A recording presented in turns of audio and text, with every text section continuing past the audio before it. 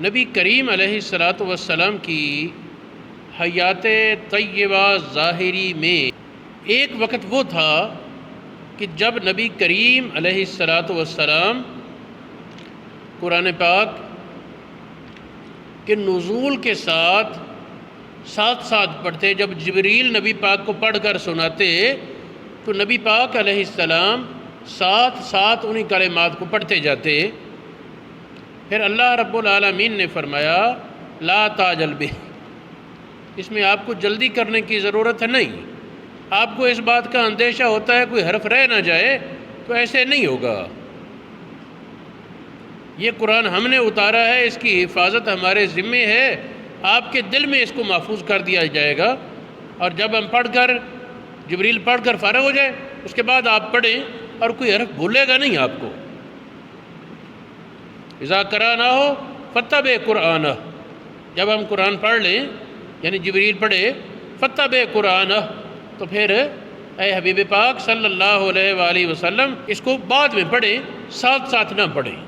نبی کریم علیہ السلام کی حیات طیبہ میں طریقہ کار یہ تھا، کبھی کوئی آیت اترتی، حکم ہوتا کہ فلاں صورت میں فلاں آیت کے بعد فلاں آیت سے پہلے اسے لکھ لو.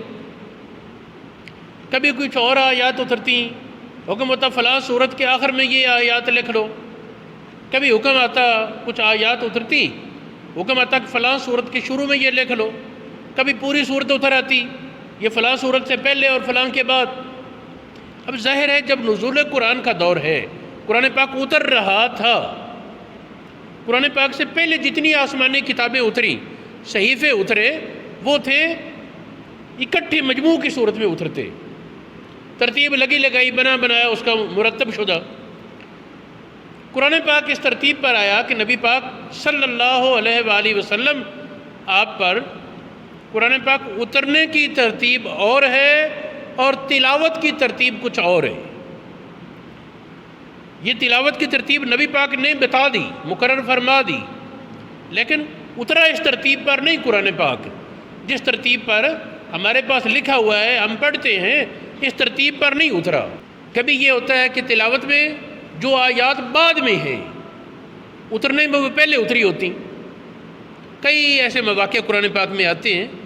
چنانچہ ظاہر بات ہے جب قرآن پاک اتر رہا تھا اور کسی وقت کوئی آیت کسی مقام پر لکھنے کا حکم آ جاتا، کبھی کوئی اور آیتیں کسی دوسرے مقام پر لکھنے کا حکم آ جاتا، تو اس وقت تک قرآن پاک کتاب کی صورت میں جمع نہیں تھا. صحابہ نے یاد کیا ہوا تھا، کئی صحابہ نے. اکثر صحابہ کے پاس اس کی صورتیں ہوتی، کسی کے پاس سورۃ بقرہ ہے، کسی کے پاس سورہ احزاب ہے، مختلف صورتیں، کسی کے پاس 2-4 صورتیں لکھی ہوتی. لیکن یاد یہ زبانی کئی صحابہ کو تھا، کئی صحابہ کو زبانی یاد تھا، لیکن یہ جو تحریر شدہ ہے یہ مجموعہ کسی کے پاس نہیں تھا. کچھ آیتیں کہیں، کچھ آیتیں کسی کچھ. اور پھر کاغذ کی بڑی کمی تھی اس دور میں. کاغذ ایک مہنگا ہوتا، کاغذ اس دور میں مہنگا بھی ہوتا تھا اور کمیاب بھی تھا، تھوڑا ہوتا.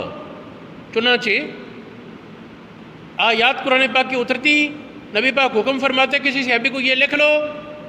کاغذ اس وقت دستیاب نہیں ہوتا، کسی وقت تو کھجور کے پتوں پر لکھا جاتا، کسی وقت.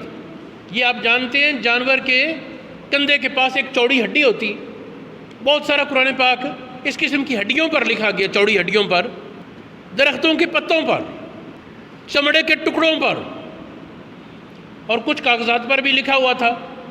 تو ظاہر بات ہے کسی ایک کے پاس کتاب کی صورت میں قرآن پاک جمع نہیں تھا. نبی پاک علیہ الصلاۃ والسلام کے وصال سے کچھ دن پہلے تک یہ قرآن پاک کے اترنے کا سلسلہ جاری رہا. کبھی کوئی آیت آ جاتی، فلاں جگہ جی اس آیت کو رکھ دو، کبھی کوئی اور آیت فلاں جگہ اس آیت کو رکھ دو. ظاہر بات ہے اس وقت تک کتاب کی صورت میں اس کو جمع کرنا ممکن ہی نہ تھا. نبی پاک علیہ السلام نے حکم نہ دیا کہ آپ کتاب کی صورت میں جمع کر دو. نبی پاک علیہ السلام کی زندگی کے آخری ایام تھے، بیماری تھی، اور پھر آقا کریم علیہ السلام وصال فرما گئے.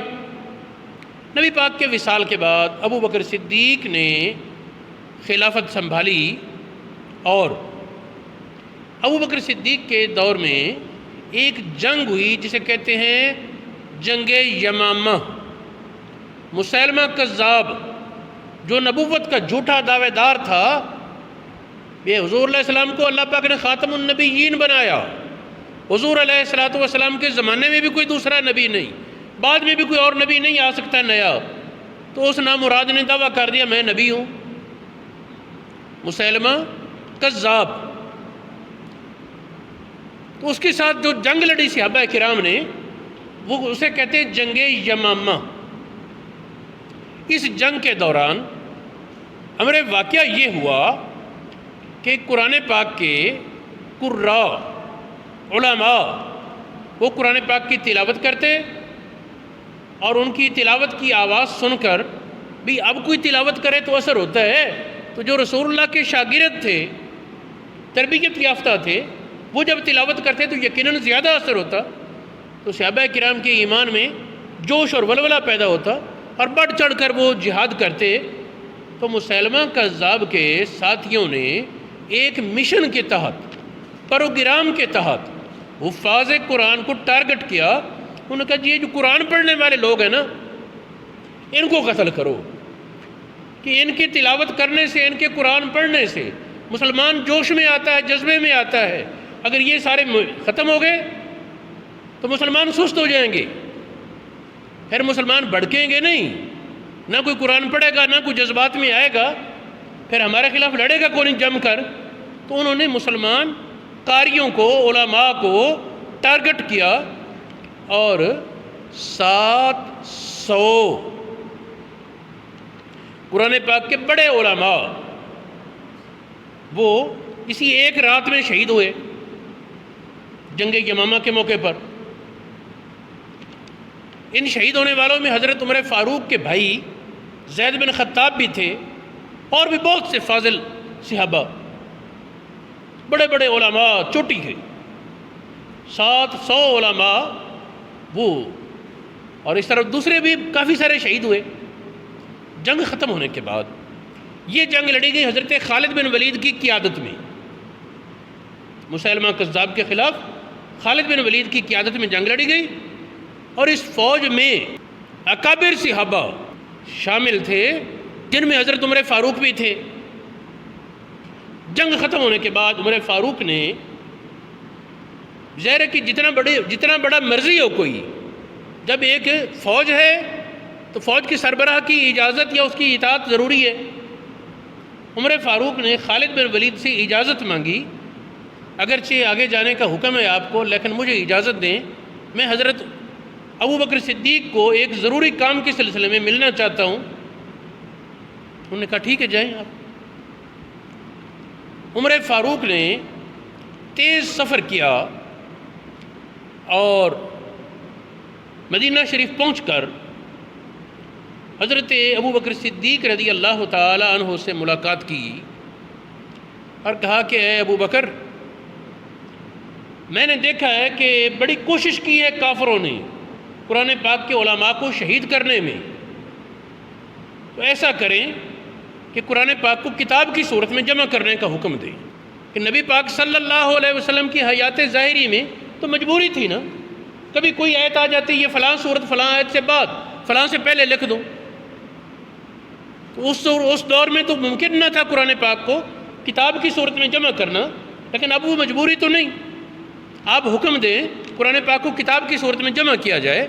تو حضرت ابو بکر صدیق نے کہا عمر، میں وہ کام کروں جو رسول اللہ نے نہیں کیا، میں نہیں کروں گا۔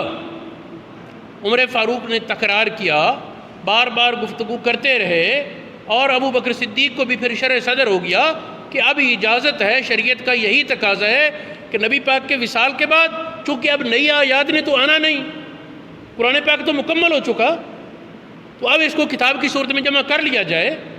چنانچہ ابو بکر صدیق مطمئن ہو گئے۔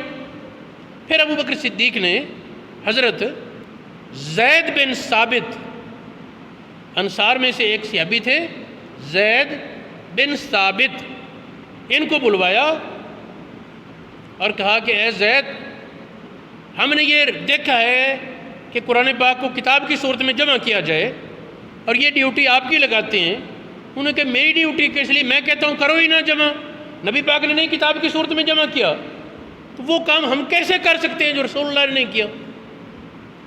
یعنی آزادی رائے تھی، بحث کی اجازت تھی، گفتگو ہوئی، کئی بار تکرار ہوا، اور پھر ابو بکر کو اتنا شرح صدر ہو گیا تھا کہ اب ابو بکر صدیق قسم اٹھا کر کہتے ہیں اللہ کی قسم یہ کام بہتر ہے سوچ کہ نبی پاک کی حیات ظاہری میں کتاب کی صورت میں جمع نہ کرنا مجبوری تھا کہ قرآن پاک اترنے کا دور تھا، اب وہ مجبوری ختم ہوئی تو اب کتاب کی صورت میں جمع کرنا یہ قرآن پاک کی حفاظت کا تقاضا ہے۔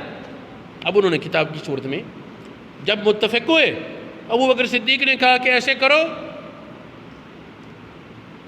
یاد بہت سے صحابہ کو ہے قرآن پورا لکھا ہوا، پورا کسی ایک کے پاس موجود نہیں، پورا قرآن پاک لکھا ہوا کسی کے پاس موجود نہیں۔ ابو بکر صدیق نے کہا کہ اے زید، تم نوجوان آدمی ہو، طاقتور ہو اور دیانتدار ہو، یہ کام بڑا مشقت والا ہے، تم ایسے کرو کہ لوگوں کے پاس سے لکھا ہوا قرآن پاک وہ جمع کرو۔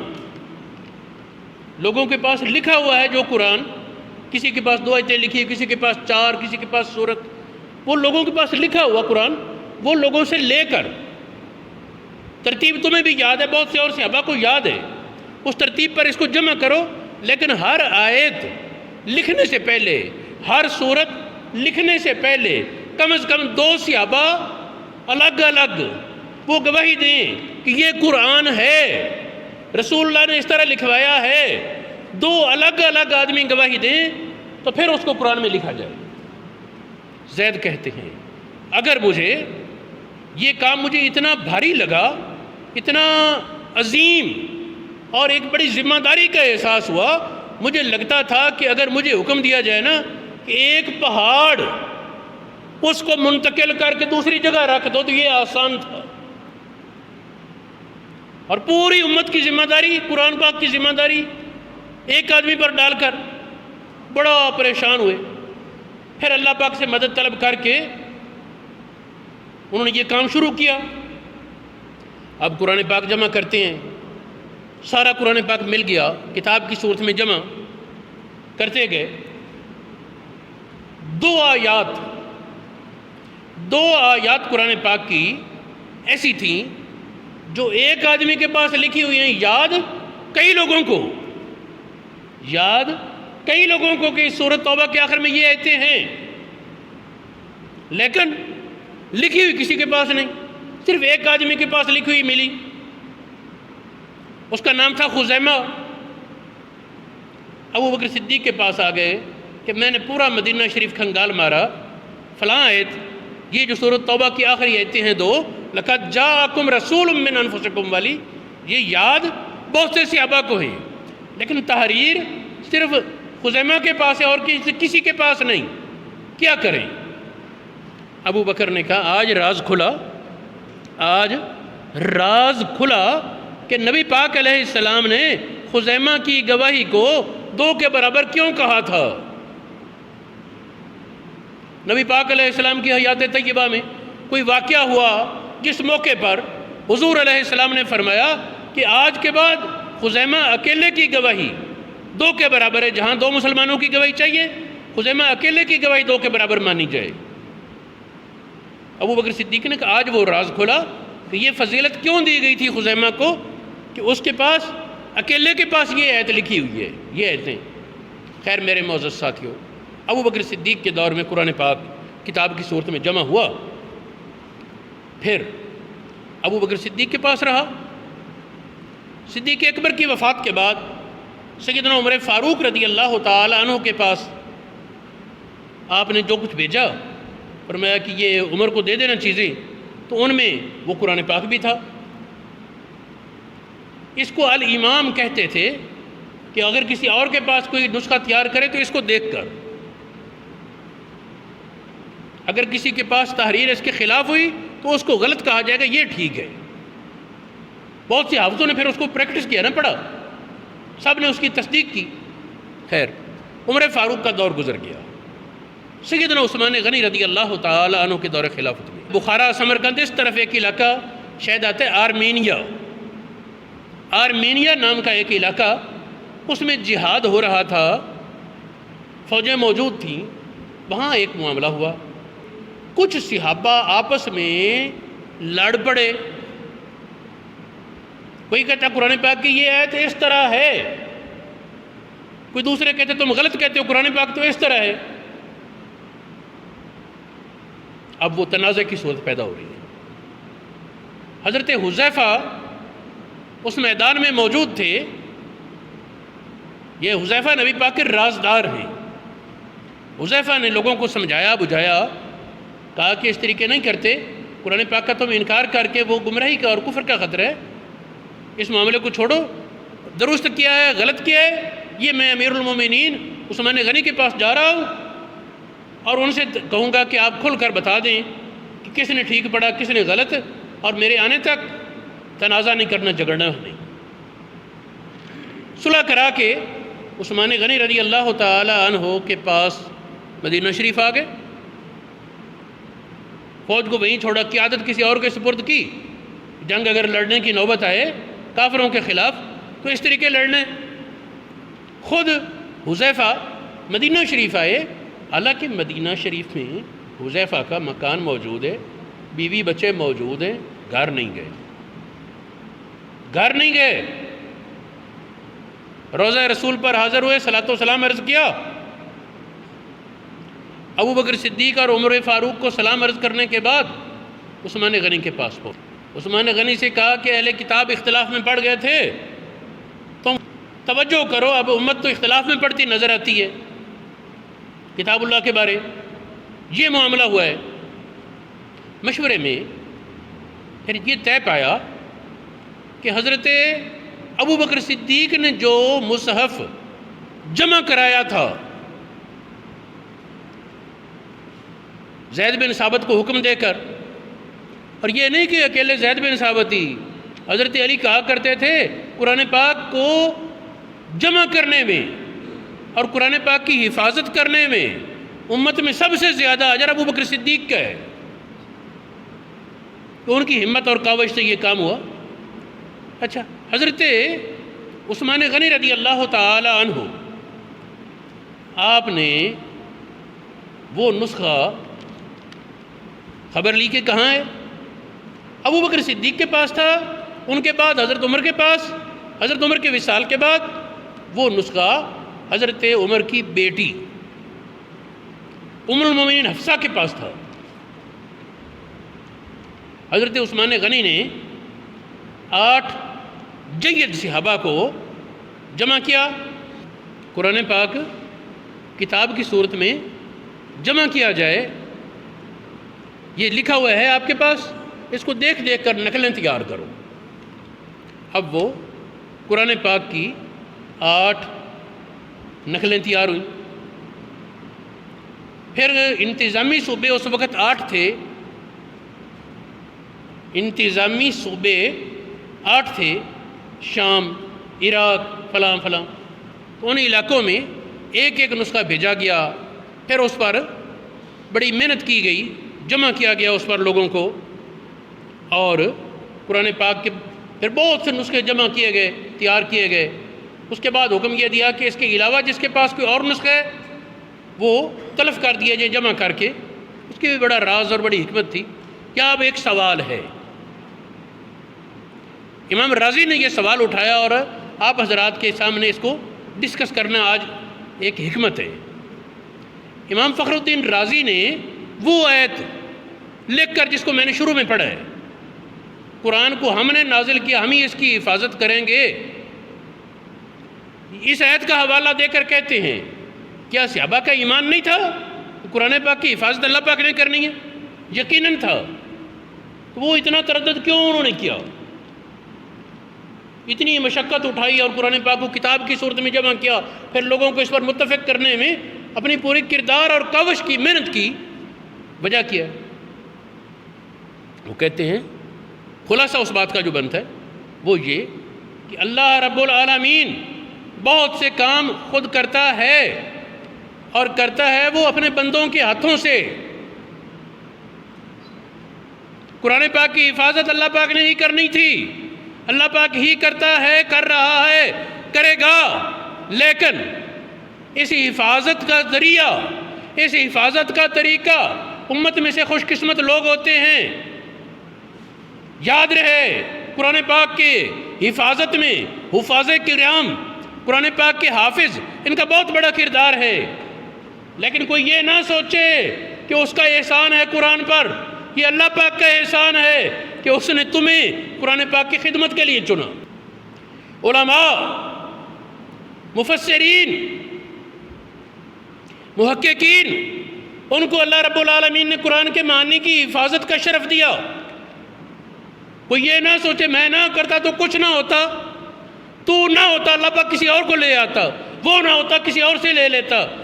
میں آج واضح الفاظ میں کہنا چاہتا ہوں، قرآن پاک جمع کرنے میں ابو بکر صدیق کا بھی احسان قرآن پر نہیں، عمر فاروق کا احسان قرآن پر نہیں، علی مرتضیٰ کا احسان قرآن پر نہیں، کسی کا احسان قرآن پاک جمع کرنے میں قرآن پر نہیں، اللہ پاک پر احسان نہیں، احسان اللہ پاک کا ہے۔ اس نے ان چنے ہوئے منتخب بندوں کو، نبی پاک کے ان تربیت یافتہ لوگوں کو یہ سعادت عطا کی۔ یہ بات سمجھ آ گئی، قرآن پاک کی حفاظت اللہ پاک کرتا ہے، کراتا اپنے بندوں کے ذریعے ہے، اور اللہ پاک بندوں کا محتاج نہیں کہ مثال کے طور پر یہ بندہ کرے تو میرا کام ہوگا، نہیں تو نہیں، وہ پابند ہے۔ جو نہیں کرے گا وہ اپنی طرف سے سمجھے گا میں نہیں کرتا، حقیقت میں یہ اس نے مردود کر دیا، چل تو میرے اس خدمت کے لائق ہی نہیں، دفع ہو۔